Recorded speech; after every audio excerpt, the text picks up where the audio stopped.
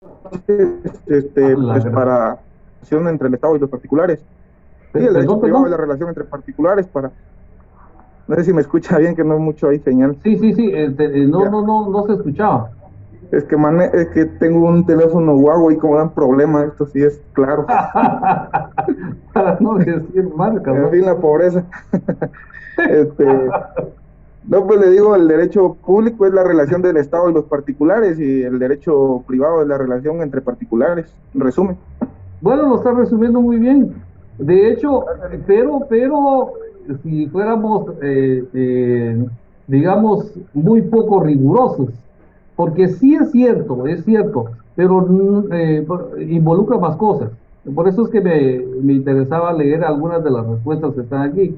Es el que regula la actividad, vamos a ver, es el que debe ser seguido de oficio por las autoridades. Digamos, esto es más un anhelo que lo que en realidad se da. Es el derecho donde hay intervención del Estado. Tiene, abona. Es el que regula la actividad gubernamental también, pero la actividad gubernamental la regula más el derecho administrativo, más que todo. Vamos a ver. Es la rama del derecho que se encarga de regular las relaciones entre las personas y los órganos del Estado. Ejemplo, derecho administrativo. Sí, está el derecho administrativo, está el derecho tributario, hay el derecho penal, por ejemplo, ¿va? Regula el ordenamiento jurídico que regula, o sea, regula el ordenamiento jurídico que regula las relaciones entre las personas con los órganos del poder público.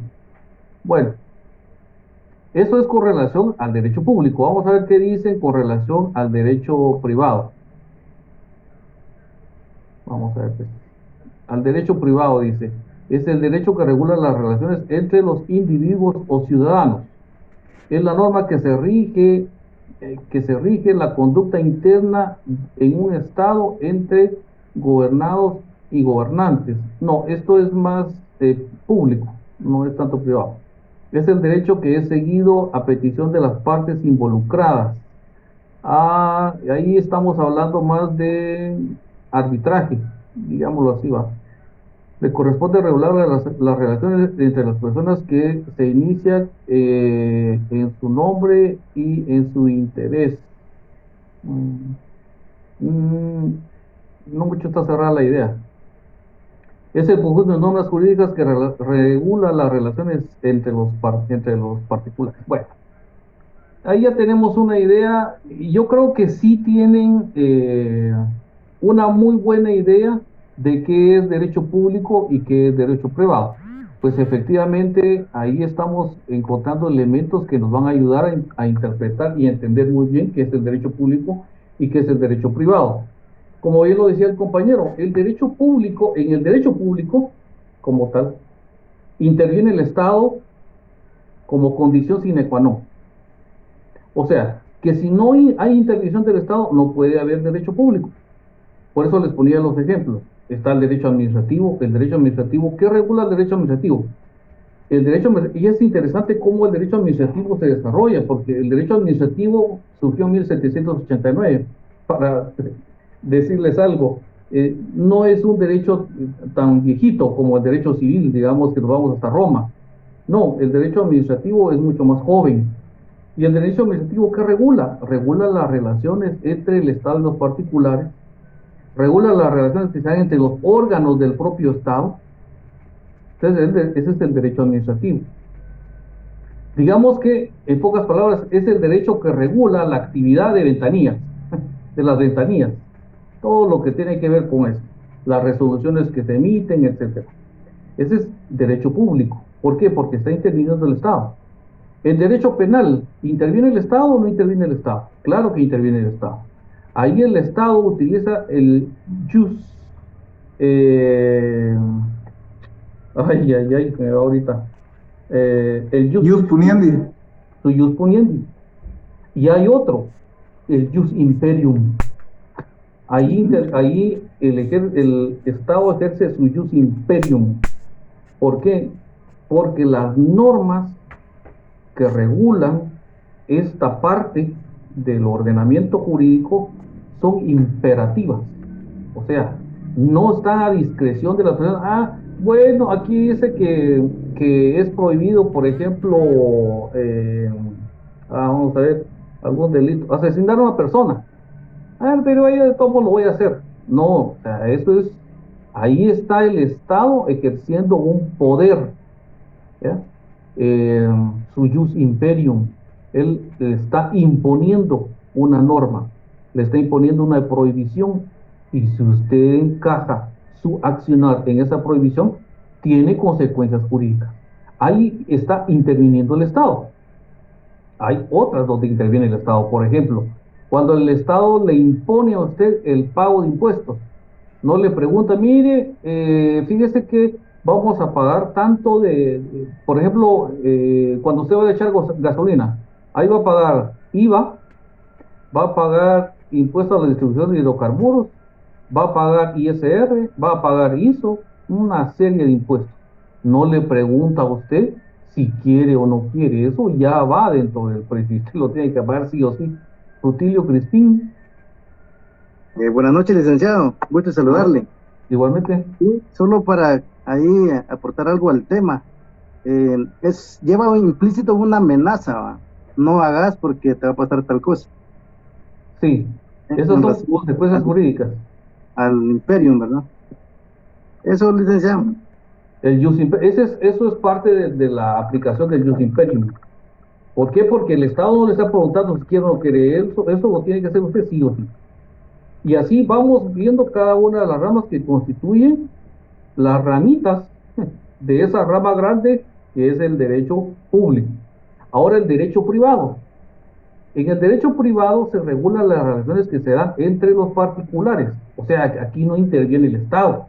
Es bastante interesante esto, ¿no? Aquí no interviene el Estado. ¿O sí interviene el Estado? Fíjese que entrando ya a ese tema y escarbando un poquito y todo, resulta que a veces sí interviene el Estado, pero hay una cosa, se despoja de su jus imperium. Solo así sí puede intervenir. Cuando se despoja de su jus imperium, ahí sí puede intervenir. ¿Y cómo interviene? Pues interviene, por ejemplo, celebrando un contrato. Resulta de que el Estado necesita que le hagan una escuela. ¿Quién se lo va a hacer? Una empresa privada. Pero aquí entonces hay un acuerdo entre dos entidades. El Estado se despoja de su jus imperium y dice, bueno, aquí yo necesito una escuela de tantas aulas con estas instalaciones, etcétera. ¿Quién me lo puede hacer? Pues yo le doy mejor precio, etcétera. Bueno, así tendría que ser, ¿verdad? Ah, y viene una empresa y se lo ejecuta. Ah, bueno, ¿qué hay ahí sino un acuerdo entre dos partes? Y esas dos partes, cada uno tiene obligaciones, tiene derechos y tiene obligaciones también. Y obviamente ahí nace, ahí a ver si ustedes se acuerdan de digamos, del compromiso que hay. No solamente, digamos, dejemos al Estado afuera. Hay dos personas que van a celebrar un contrato, ¿sí? Y ambas personas tienen derechos y obligaciones. Ambas personas tienen derechos y obligaciones a la luz de ese contrato. Una vez que lo firman, ese contrato se hace ley para ambas partes. Eso en latín, ¿cómo se llama? ¿Quién sabe? Pacta sunt servanda. Ahí está. Gracias, Gabriela. Ahí me lo apuntas, por favor. Por favor, eh, niña que me estás ayudando ahí. Karen, que te estás escapando. Perdóname, ¿oíste? Sí, pacta sunt servanda. O sea, ese principio de pacta sunt servanda establece que el contrato que firman dos personas, ese contrato se hace ley para ambas partes, de tal manera que si una de las dos partes no cumple con ese contrato, tiene consecuencias jurídicas. Y por eso es de que decimos que ejecutamos ese contrato. Ejecutamos ese contrato, porque incluso tiene un procedimiento aparte. ¿Por qué? Porque esa es una ejecución. Ya nosotros establecimos en ese contrato ciertas obligaciones y ciertos derechos que tiene cada uno y uno lo tiene que cumplir. Eso dentro de la pirámide de Kelsen, que dicho sea de paso no era de Kelsen, nosotros le decimos pirámide de Kelsen, pero no era de Kelsen. era de otro jurista. Lo que pasa es que Kelsen volteó a ver y dijo, ay, qué bonito eso de la pirámide, lo voy a tomar yo y lo voy a universalizar. Y como Kelsen era mucho más famoso que el otro jurista, entonces ahora todos lo conocemos como la pirámide de Kelsen. ¿Y qué dice la pirámide de Kelsen? La pirámide de Kelsen establece que en el vértice superior habita solitaria una norma que se llama constitución política de cada país. Y de ahí se desprenden todas las demás normas. Todas las demás normas vienen de ahí. Y las más bajitas, las de menor jerarquía, son las sentencias y los contratos. ¿Y por qué las sentencias y los contratos? ¿Por qué creen ustedes que esas son las de menor rango? ¿Por qué creen ustedes, alguien que me pueda decir, por qué las sentencias y los contratos son las de menor rango? Porque su carácter es individualista, Lick. Porque su carácter es individual. Porque se aplica solo a las personas a las cuales está afectando directamente. Una sentencia, ¿será que nos va a afectar a todos? No, la sentencia está enfocada en una persona. Más todavía si es en derecho penal. El derecho penal, ustedes saben, es personalísimo, intransferible. La responsabilidad es individual y solo a una persona va dirigida una sentencia. Bueno, de igual manera, los contratos aplican solamente a los que estamparon su firma, los que firmaron el documento. Ellos son los que están obligados por medio de la celebración de ese contrato, por medio de ese instrumento público. De ahí la fuerza de ejecutoriedad que tiene la firma suya como notario. Porque usted establece en un documento, un instrumento público, usted está dando fe y legalidad del contenido de esa escritura pública, que es el negocio jurídico. La escritura solamente es el cascarón, el envoltorio. Lo que está dentro de eso es el negocio jurídico, es lo que usted está dando fe y legalidad, que se está haciendo de esas dos personas. ¿Qué estamos hablando ahí? Ese es derecho privado. Es derecho privado, intervienen los particulares. Esa es la enorme diferencia que hay entre el derecho público y el derecho privado. ¿Y por qué les hablo yo de esto? ¿Por qué empiezo yo platicando acerca de todo lo que es derecho público y derecho privado? Pues resulta de que el siguiente tema, ahorita voy a dar el tema porque ya sé que muchos están esperando el tema. Yo levanté la mano, pero no me he dado la palabra, disculpe. Ay, perdone, no lo había visto. Perdone. No, era solo aportar un poquito, no sé si se puede rapidito. Claro, Al tema este del tema del derecho público, que tiene relación con el artículo 152 de la Constitución Política de la República, cuando habla de poder público, ¿verdad? Y también con el artículo 153 de la Constitución Política, que habla del imperio de la ley, y con el artículo 147 de la Constitución también, que habla de la ciudadanía. Creo que tiene relación con lo que es el derecho público, toda vez que el imperio de la ley se extiende a todas las personas que se encuentran en el territorio de la República. Así es. El 147 dice que ciudadanía son ciudadanos, todos los guatemaltecos mayores de 18 años de edad. Los ciudadanos no tendrán limitaciones más que las que establece esta Constitución. Entonces, al ser ciudadanos dentro de un territorio, tenemos que estar sujetos al imperio de la ley de ese territorio. ¿Y eso cómo se llama? Se llama soberanía. Y eso está en el 141 de la Constitución.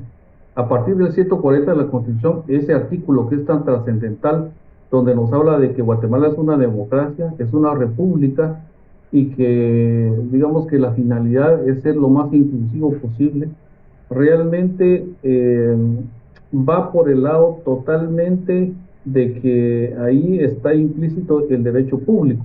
¿Por qué? Porque estamos hablando del Estado y las funciones propias del Estado. Pero bueno, ahí ya nos vamos a meter a otro tema que es muy apasionante. El derecho constitucional es apasionante. Es tan apasionante que yo saqué una maestría en Derecho Constitucional. Me encanta el Derecho Constitucional, pero no me puedo meter tanto a Derecho Constitucional ahorita. Pero sí interesante cómo puede, digamos, está íntimamente vinculado con estos artículos que mencionó la compañera, Y a partir del 140, que es de donde se habla la función propia del Estado, la organización del Estado, para qué sirve el Estado, cómo está conformado, por qué está dividido, qué es eso de república, qué es eso de democracia, pues son, digamos, términos que utilizamos bastante, pero que necesitamos entender en su justa dimensión. Pero como les digo, no me puedo meter a ese tema porque no viene al caso. Me tengo que regresar a lo que estamos platicando el día de hoy. Entonces, miren pues, aquí ya platicamos acerca de qué es derecho público y qué es derecho privado. ¿A qué voy con todo esto?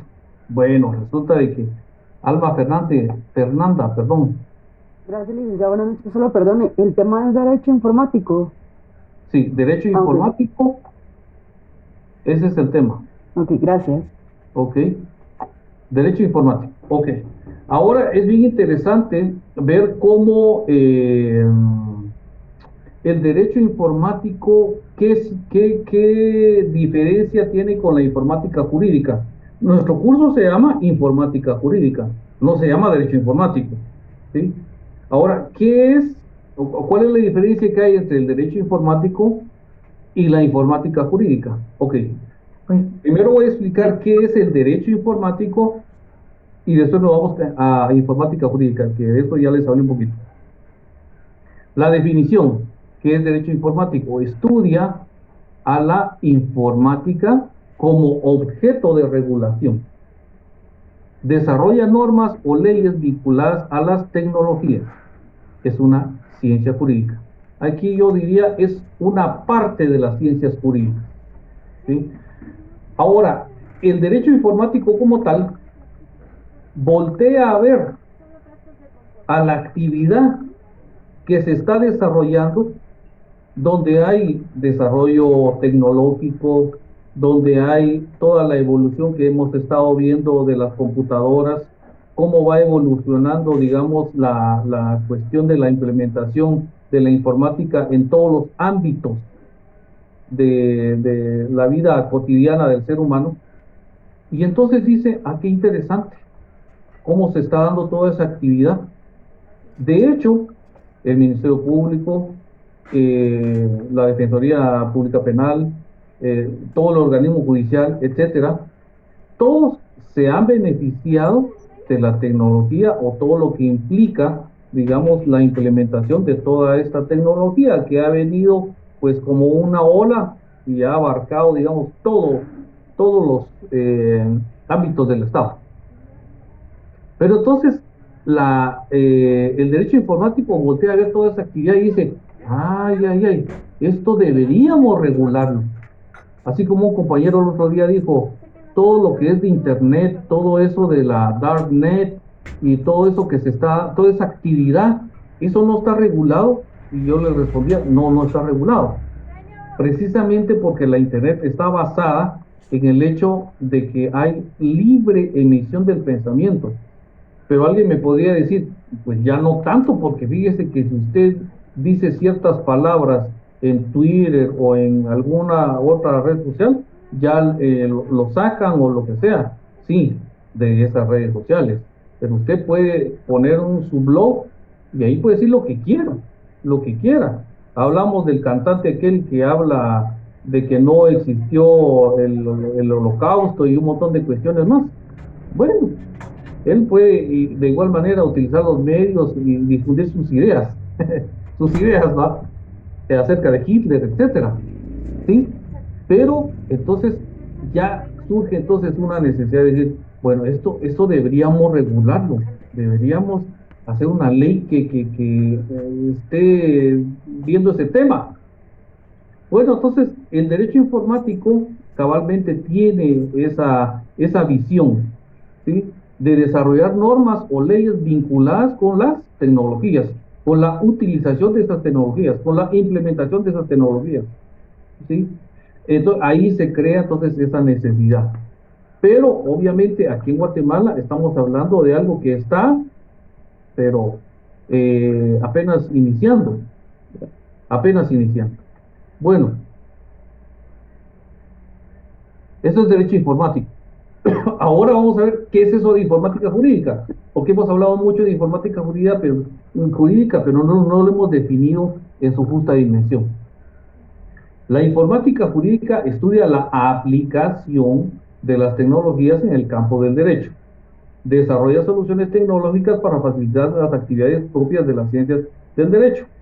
Es una ciencia tecnológica y como todo conocimiento puede utilizarse para lo bueno o para lo malo, siempre la informática jurídica como tal lo que busca es aprovechar toda ese bagaje de conocimiento, toda la implementación de esa tecnología y ponerla al servicio de las instituciones que están íntimamente vinculadas con las cuestiones del juris.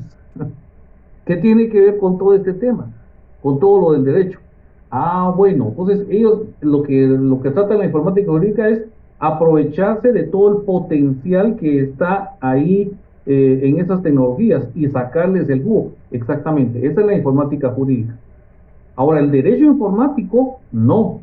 El derecho informático voltea a ver toda esa actividad y dice, no, eso tenemos que regularlo. Porque ya ve, hay gente que se está aprovechando de otras personas, haciendo, por ejemplo, mandando información falsa ahí que, mire, fíjese que como hay ahorita mucho, una forma de defraudar a la gente, donde incluso ustedes, de veras que uno no se salva de toda esta actividad delictiva, ilícita. Un día, y es abogado el que me llamó, me dice, mira vos, ¿qué puedo hacer? Me dijo, ¿qué pasó? ¿Qué te pasó? Fíjate que me llamaron de un número que yo desconocía. Me llamaron y me dijeron que me estaban llamando de parte de mi tía, y que mi tía venía de Estados Unidos y que había dejado unas maletas y que había que pagar cierta cantidad y que yo tenía que mandar todos mis datos para que no se perdieran esas maletas, etcétera, etcétera. Es un abogado y no joven. y lo lograron envolver de tal manera que él entregó todos sus datos y me dijo, ¿y ahora qué puedo hacer? Me dijo, porque yo ya le mandé la copia de mi DPI, le mandé no sé qué, bueno, poner la denuncia, te robaron tus documentos, lo que sea, te están robando todos los datos. Pero bueno, nadie está a salvo, digamos, de estas mafias. ¿Por qué? Porque ellos saben qué tecla tocar para descuadrarlo a uno.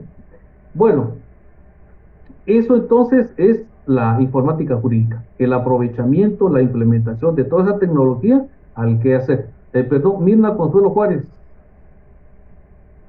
Fíjese que yo tengo un comentario rapidito a lo que usted estaba diciendo, ¿verdad? De este abogado. Fíjese, Lee, que da un poquito de pena ahora también todo el tema de la regulación, ¿verdad? En la normativa, pero todos estos contratos que por ejemplo en las tarjetas de crédito en los bancos se hacen, ¿no? Y a uno lo llaman a sus celulares o le ponen mensaje a la gente, va por los celulares, y qué tanto uno puede corroborar, ¿verdad? Que realmente es el banco o es la persona. Bien complejo eso, Lee, ¿verdad? Sí. Porque se hace por hacer más rápido, porque incluso los contratos y todo ya los están mandando al correo, pero sí tiene que ser uno muy precavido, como usted dice, ¿verdad? Para poder diferenciar, porque sí, así lo están haciendo ahora. Bueno, aprovechando que la tengo en línea, ¿cómo se llaman esos contratos? Ay, pues, mire, ahorita no me agarró en el aire, pero son contratos mercantiles. Son contratos de adhesión, Lee. Exacto, así se llaman, contratos de adhesión. ¿Y por qué se llaman contratos de adhesión? Los contratos de adhesión tienen una particularidad. Todas las cláusulas que contiene ese contrato están establecidas solo por una de las partes, ¿sí? Cuando el Estado se percata, porque hay mucho contrato leonino, sí saben qué es leonino, ¿verdad? No voy a explicar qué es leonino. Sí. Hay muchos, ok, perfecto. Hay muchas cláusulas leoninas que obviamente solo van a favorecer a uno, eso de las letras chiquitas, ¿verdad? que están en los contratos. Y generalmente están en esos contratos de adhesión. Entonces, ¿qué hace el Estado? Crea otra entidad y le pone un nombre bonito, toda la cuestión, y para contrarrestar, digamos, esa actividad. Entonces, supuestamente, esos contratos van primero a esa institución y esa institución la revisa porque su finalidad es proteger al consumidor. Y ya que lo revisó, entonces ya los autoriza y dice, sí, ahí estamos, no hay problema, no hay cláusulas leoninas y todo está bien. Perfecto. Entonces ahí ya se implementan esos contratos, que son los contratos de adhesión, donde usted solo llega y no dice, bueno, vamos a ver, ok, voy a contratar un servicio de telefonía, por ejemplo, ¿va? Pero no, esta cláusula no me gusta, por favor quítenla y pongan esto, olvídense, no le dan chance, si quieren firme, si no, no. Contratos de adhesión, supuestamente ya están revisados. Pero bueno, otra vez, estoy saliendo del tema. Pero vamos a lo importante que es tener todo esto en mente, porque obviamente todo esto va evolucionando y se vale muchas veces de los medios tecnológicos para implementarlos y para llevarlos hacia adelante. Ok, mire pues, una pregunta de examen podría ser: ¿cuál es la naturaleza de la informática jurídica? ¿Cuál es la naturaleza genérica de la informática jurídica? Es instrumental. ¿Cuál es la naturaleza genérica de la informática jurídica? Es instrumental. ¿Por qué decimos eso? ¿Por qué decimos eso? Porque ya hablamos de que existen diferentes ramas del derecho, digamos 2 ramas enormes. Ok, de esas 2 ramas enormes, el derecho público y está el derecho privado. Y esas a su vez se van dividiendo en ramas más pequeñas. ¿Ok? Bueno, pero entonces, ¿dónde ponemos a la informática jurídica? ¿En cuál? ¿En cuál de las 2 la ponemos? ¿Será que es derecho privado? ¿Será que es derecho público? No. Fíjese que la naturaleza jurídica de la informática jurídica es de naturaleza mixta. Es de naturaleza mixta. Estamos hablando de la naturaleza jurídica de la informática jurídica, ¿sí? De la informática jurídica, no del derecho informático, porque ahí es donde empieza a haber ese problemita de, híjoles, aquí, ¿qué era derecho informático? ¿Era informática jurídica? No. Aquí estamos hablando de la naturaleza jurídica de la informática jurídica. Es una naturaleza mixta. Ahora, si yo les pregunto, la naturaleza genérica de la informática jurídica, entonces ahí nos vamos a esto, por si no lo copiaron. Es instrumental. Ahí es muy distinto. ¿Sí? Entonces, ahora vamos a ver cuál es la relación estrecha o cuál es la relación que puede tener la informática jurídica con las distintas ramas del derecho. ¿Qué tiene que ver con el derecho público? ¿Qué tiene que ver con el derecho privado? Si estamos diciendo que es mixta, entonces tiene mucha relación con todas. Sí tiene mucha relación con todas. Tiene mucha relación con el derecho mercantil, tiene mucha relación con el derecho civil, tiene mucha relación con el derecho notarial, con el notariado, con el marítimo, con el penal, con el administrativo, con el laboral, con el constitucional, con el tributario, y así, muchas ramas del derecho. Bueno, entonces ahora vamos a ver cuál es la relación en sí que existe con el derecho constitucional. Hablamos hace unos momentos acerca de la pirámide de Kelsen y decíamos que en el vértice superior habita solitaria la Constitución Política de la República de Guatemala, y no puede ser de otra manera. Por eso es una aberración jurídica cuando alguien dice: no, fíjese que está la Constitución y a la par de la Constitución o sobre la Constitución, que sería peor todavía, están los tratados en materia de derechos humanos. Es que así dice el 46 de la Constitución. No, jamás. Aquí en Guatemala rige el principio de supremacía constitucional. ¿Y qué dice el principio de supremacía constitucional? Todos le deben pleitesía a la Constitución. incluso los tratados en materia de derechos humanos que ha firmado Guatemala. Rutilio Crispín. Sí, buenas noches, licenciado. Es Sí, que sí. fíjese que solo quería ahí agregar algo. En razón Sí. a lo que es la supremacía, ¿verdad? Sí. Se habla, pues, pero del derecho interno, ¿verdad, licenciado?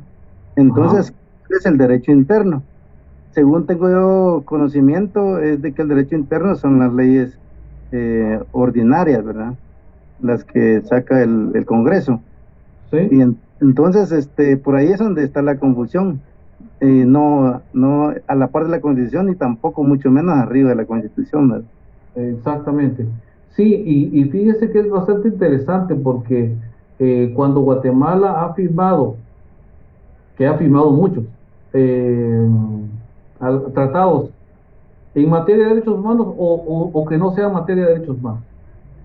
Fíjese que todos esos instrumentos internacionales tienen un número de decreto que los identifica aquí en Guatemala, cuando cuando ya son ley aplicable aquí adentro, aquí en el estado de Guatemala.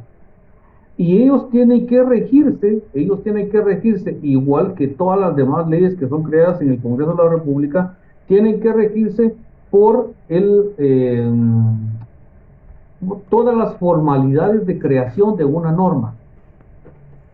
O sea que no es cuestión de que ya lo firmó Guatemala y ya es ley, no, tiene que pasar por el Congreso. Y en el Congreso, pues obviamente se le asigna un número de decreto que es el que lo identifica aquí en Guatemala para su implementación como tal, para que sea totalmente legal. Ah, bueno, entonces hasta los tratados en materia de derechos humanos voltean para arriba a ver a la Constitución, a ver qué dice la Constitución, qué pasos debo seguir yo para hacer una norma vigente aquí en Guatemala.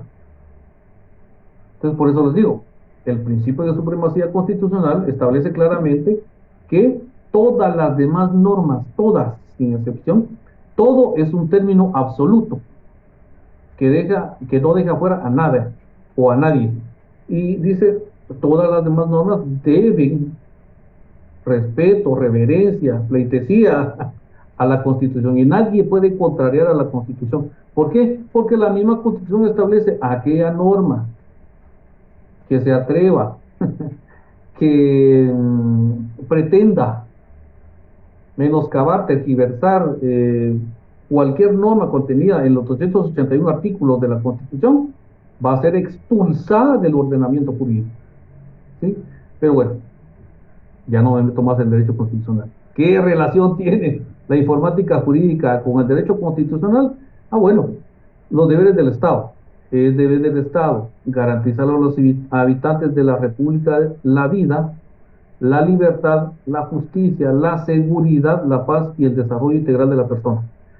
Resulta que todo lo que tiene que ver con informática ha invadido nuestra privacidad más privada. Valga la redundancia. Se ha metido hasta lo más privado.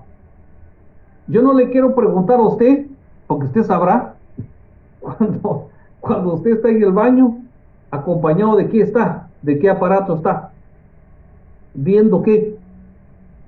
Porque ha invadido toda nuestra esfera, lo más privado. ¿Ya? ¿Qué es lo último que usted mira en la noche?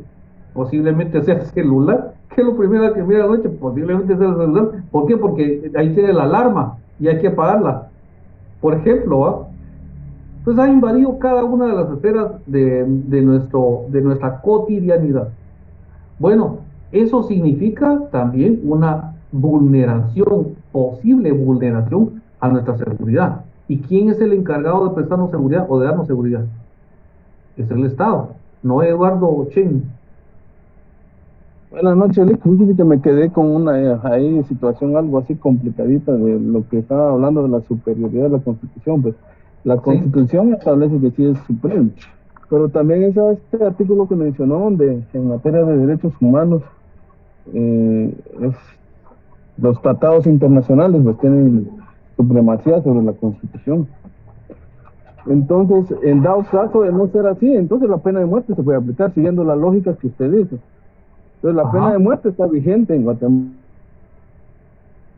Hablar de la pena de muerte sería solo de eso, hablar un par de horas para explicarles cuál es la naturaleza del por qué técnicamente, y nosotros aquí estamos siendo víctimas del positivismo jurídico aquí en Guatemala.